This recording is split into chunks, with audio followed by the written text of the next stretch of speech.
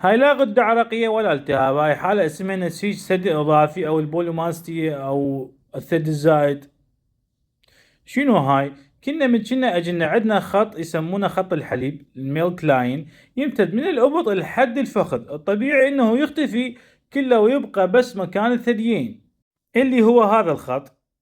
كنا عندنا من كنا أجنة عند حوالي 2 إلى 6 من الناس تبقى قطعة صغيرة من هذا الخط ما اختفت. أكثر أماكن تبقى به هو الإبط.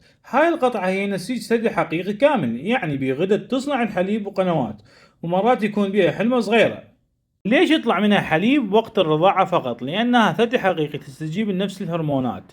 هرمون البرولاكتين بالحمل يكبرها.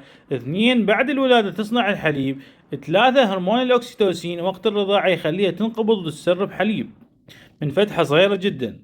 هذا أغلب النساء يلا يكتشفوها أول مرة من يرضعن. تشوف تورم بالإبط يصير أكبر مع امتلاء الصدر، ومرات ينقط من النساء الأبيض هو الحليب.